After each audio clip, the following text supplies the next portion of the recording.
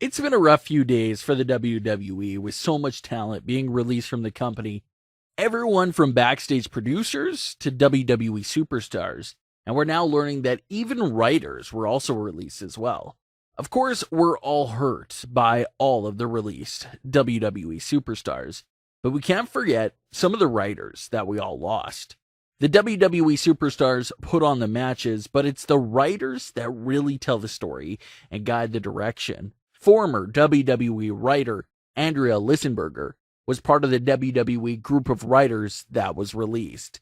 In case you didn't know, Andrea was mainly responsible for her major role in writing the Otis and Mandy storyline all the way from December 2019 to the April 17th, 2020 edition of SmackDown Live. Even though it was a team effort to create the story, Andrea played a lead role in the story's creation and writing process. She was very proud of her work on that story, and considering that all the fans loved the story and was always intrigued by it, they did a great job on this Mandy Rose and Otis storyline.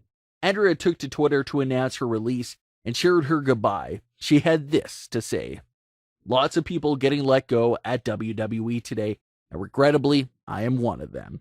But I'm proud of the work I've been able to do since starting in December, and glad that storyline I worked on resonated with so many people.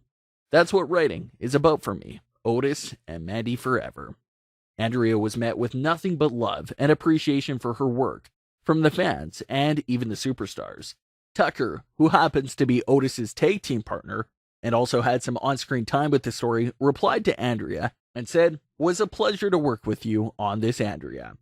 Andrea's post went viral on Twitter, picking up 16,000 likes, 2,000 retweets, and over 700 comments, all numbers that Andrea never really reached before on Twitter. She took to Twitter once again to thank everyone for the unexpected massive show of support. She had this to say: "Wow, yesterday my goal was to share a life update with a few friends on here. I was quite unprepared for the reaction and support. Thank you. Over the past couple months, something I started saying to explain my job to friends was, wrestling entertainment is a team sport. I got to work with others to create a world that's exciting, fun, and gives us something to cheer for or feel a certain way about. Getting to do that with some really great people was the experience of a lifetime. And as far as I'm concerned, yesterday really proved how much fans are a part of building that world too, and making it something really special." It was just a really nice thing to see so many people send appreciation her way. Sure, we don't actually see the writers on our TV, but their work is the only thing we see on WWE television from start to finish. So when they get it right, you just have to appreciate their hard work. The biggest and scariest question that now comes up is, what will happen with the Otis and Mandy Rose storyline going forward? Real quick, if you made it this far and enjoy what you see, make sure to hit the subscribe button below. A large percentage of our viewers aren't even subscribed, so take a second to hit that subscribe button so you won't miss any of the new daily videos. Let's get back into the story. We just lost one of the lead writers behind this story, so will the story be dropped completely, or will it fall off the map and take a whole new different direction? Andrea did say that she played a big role in the Otis and Mandy Rose storyline, and it seemed like that portion of their storyline actually did complete at WrestleMania. The Otis and Mandy storyline first started back in December, with Otis having his crush on Mandy, and you can basically look at WrestleMania as the end to that part of the story. Otis finally got with Mandy, so we can consider that the end to Andrea's story. Now, that's the first part of this story. Now that the first part of this story is complete with Mandy and Otis getting together, we're officially starting the second part of the storyline, which is quickly shifting into Sonya Deville versus Mandy Rose, with the SmackDown hacker also lurking in the background as well. It'll be interesting to see how much of an impact Andrea's departure will have to this ongoing storyline with Mandy Rose and Otis. So not only did we lose so much in-ring talent, but the loss of all the great writers is going to really hurt in the long run as well. Now that it seems like the first wave of WWE releases is officially complete, let's take another look at the full list of all the WWE employees that were lost.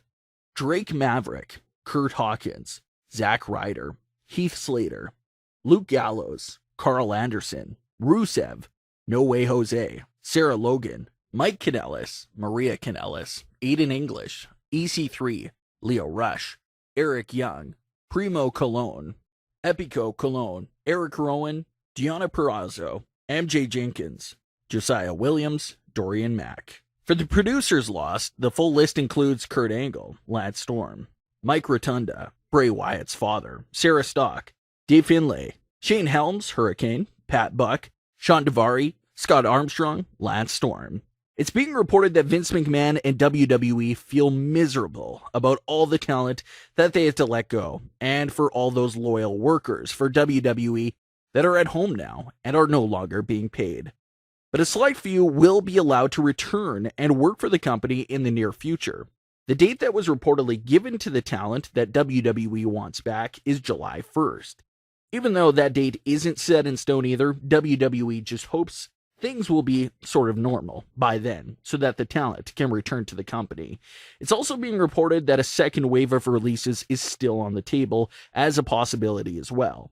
WWE hasn't quite decided on a second wave just yet, but the longer this whole madness goes on, then the higher the possibility will be of another wave of releases. One reported key factor of the first wave of releases and all the possible releases in the future is age.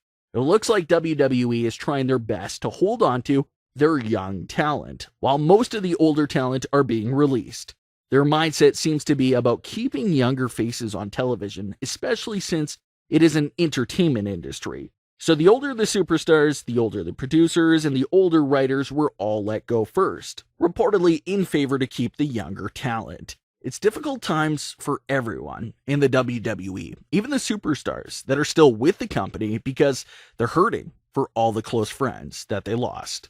So for today's bonus story, we'll be taking a look at a never-before-seen backstage story between Roman Reigns and Seth Rollins from a few years back. It's a real interesting story that really changed how WWE treated them for pay-per-view events. So let's swap over and take a closer look.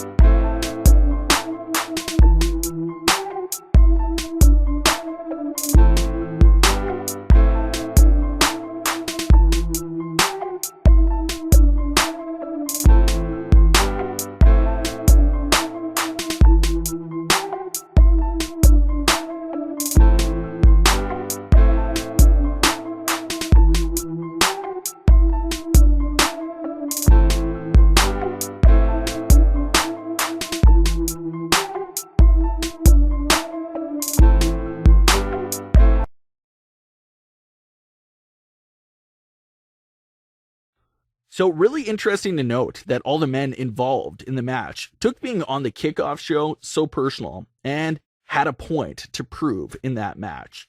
But what are your thoughts on everything we went over today? Are you devastated about all the talent that was lost? Leave your comment, don't forget to subscribe with all notifications on, and leave a like if you enjoyed. Thanks for watching, guys.